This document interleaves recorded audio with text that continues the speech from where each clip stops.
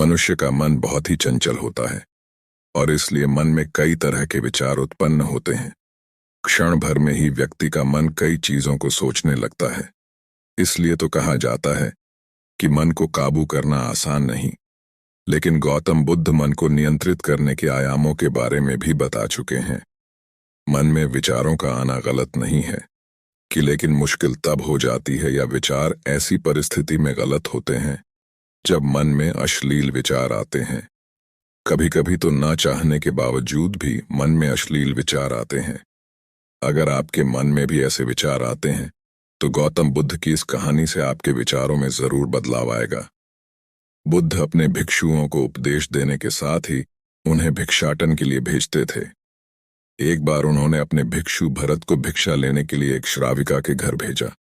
भरत पूरे रास्ते मन में यह सोचते हुए श्राविका के पास गया कि आखिर आज भिक्षा में क्या भोजन खाने को मिलेगा, क्योंकि भरत चंद्रवंश के राजकुमार थे और बुद्ध के सानिध्य भिक्षु के रूप में दीक्षित हुए थे।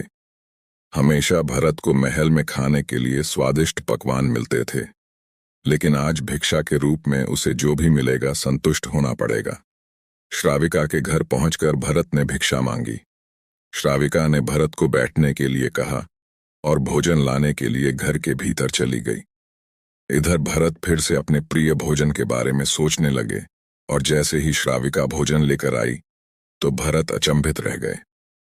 भरत ने देखा कि श्राविका ने उनके लिए उनके पसंदीदा पकवान परोसे हैं और अपने प्रिय भोजन को देखकर वह खुश हो गए। भोजन ग्रहण करते हुए भी भरत सोच रहे थे कि महल में तो उन्हें भोजन के बाद विश्राम करने की आदत है, लेकिन आज उन्हें भोजन के बाद वापस तेज धूप में चलकर आश्रम जाना होगा। लेकिन भोजन के बाद श्राविका ने भरत को कुछ समय के लिए विश्राम करने का आग्रह किया। भरत फिर से खुश हुए कि आखिर आज उनके मन की सारी इच्छाएं कैसी पूरी हो रही हैं। इसके बाद भरत कुछ देर विश्राम करने लगे, लेकिन विश्राम करते हुए भी लेटे लेटे वह सोचने लगे कि आज तो मुझे भोजन के बाद विश्राम करने को मिल गया, लेकिन ऐसा रोज रोज नहीं होगा।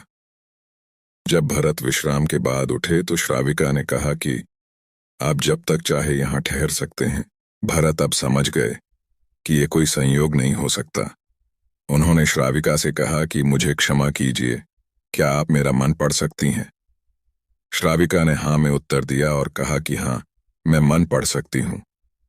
शुरू में यह कठिन था, लेकिन फिर मैंने स्वयं के मन विचारों को देखना शुरू किया। पहले मेरे विचारों की संख्या अनगिनत हुआ करती थी। इसके बाद मैंने विचारों पर ध्यान केंद्रित किया बिना पक्ष विपक्ष के अपने विचारों को देखने लगी। इस तरह से धीरे धीरे मेरे मन में विचारों की संख्या कम होती गई और सारे व्यर्थ विचार दूर हो गए। इसके बाद से ही मैं दूसरों के मन में चल रहे विचार को पढ़ लेती हूँ। हालांकि श्राविका की बात सुनकर भरत घबरा गए। इसके बाद भरत ने श्राविका से आज्ञा ली और आश्रम के लिए निकल पड़े।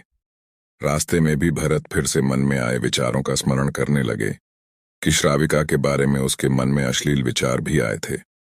श्राविका ने उसे भी जान लिया होगा, वह मेरे बारे में क्या सोचती होगी। भरत खुद को लज्जित महसूस कर रहे थे। भरत ने आश्रम पहुंचकर गौतम बुद्ध से कहा कि अब मैं कभी भिक्षाटन के लिए नहीं जाऊंगा। बुद्ध ने भरत को पास बुलाया और कहा कि क्या हुआ है, तुम मुझे सारी बात बताओ। भरत ने सारी बातें बुद्ध को बताईं।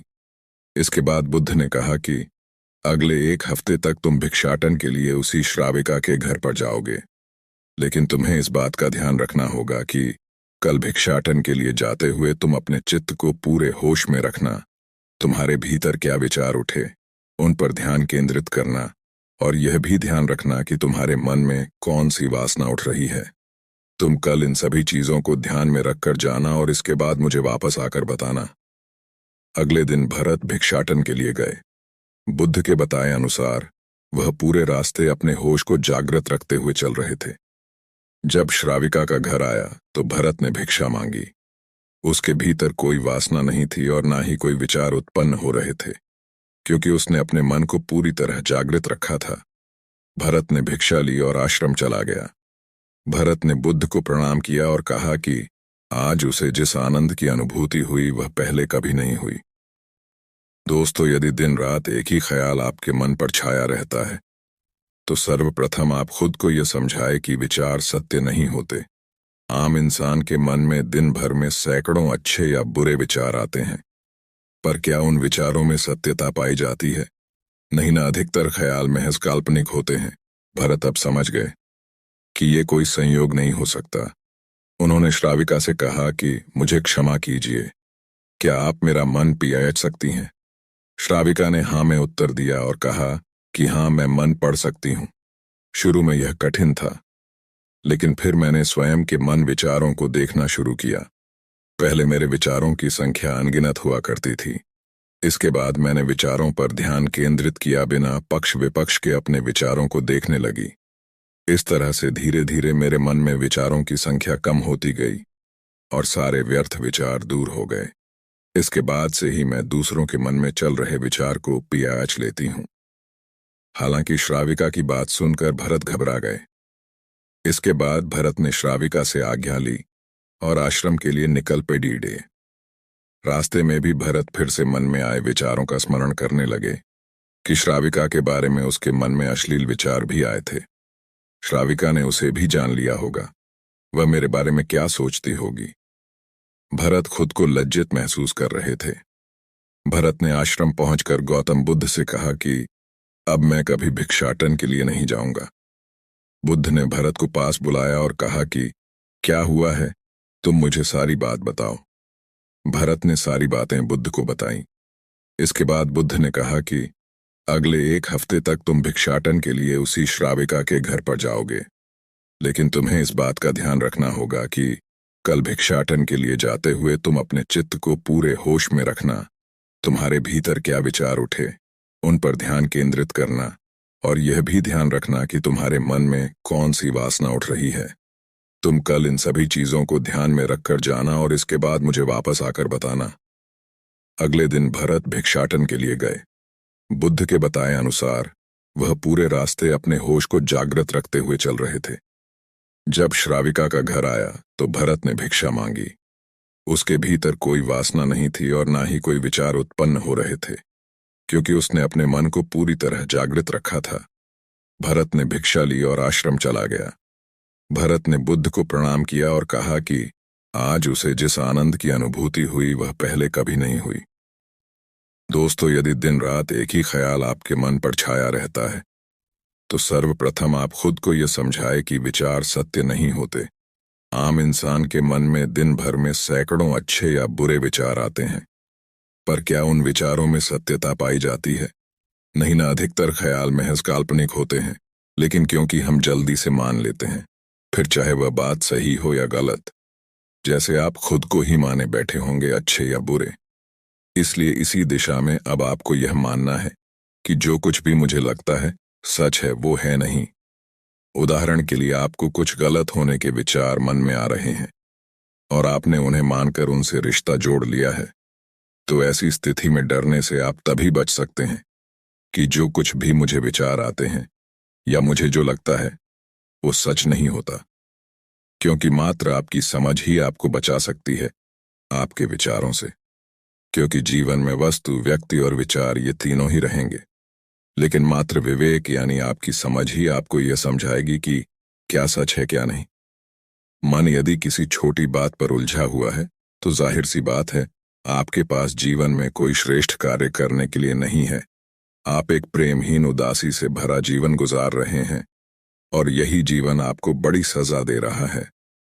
मान लीजिए आपको किसी स्थान पर समय में पहुंचना है और आप अपनी गाड़ी से 100 किलोमीटर की रफ्तार से आगे बढ़ रहे हैं। अब रास्ते में टायर के नीचे कई जगहों पर रोड़ी है, कंकड़ है, गड्ढे हैं। अब क्या इस बीच आपको तनिक यह विचार भी आ पाएगा कि टायर कहीं पंचर ना हो जाए या शोकर खराब ना हो जाए? आप तो बस मंजिल को याद करेंगे और बढ़ते चलेंगे। इसी तरह परीक्षा कक्ष में आप बैठे हैं, आपको वहां मच्छर मक्खियां दिखाई दे रही हैं, या फिर गर्मियों के दिन है, पंखा धीरे चल रहा है। आप जरा भी इन चीजों की परवाह नहीं करेंगे। आपका पूरा ध्यान प्रश्न पत्र को हल करने में लगेगा। आप कहेंगे, इतना समय किसके पास है इन चीजों पर ध्यान देने का? अगर मन इन छोटी बातों को पकड़ लेगा तो फिर साल भर की मेहनत खराब हो जाएगी। इन उदाहरणों के जरिए आप समझ गए होंगे कि जीवन आपसे कुछ बेहतर और ऊंचा काम मांग रहा है, लेकिन आप हैं कि अतीत के व्यर्थ के छोटे विचारों में समय गुजारकर जीवन गंवा रहे हैं। तो दोस्तों, आप मन के विचारों को पूरी तरह से समझ गए होंगे। वीडियो अच्छी लगी हो तो चैनल को सब्सक्राइब जरूर कर लेना और बेल आइकन को प्रेस कर लेना, ताकि हम जो भी नई वीडियो डालें सबसे पहले आप तक पहुंच सके।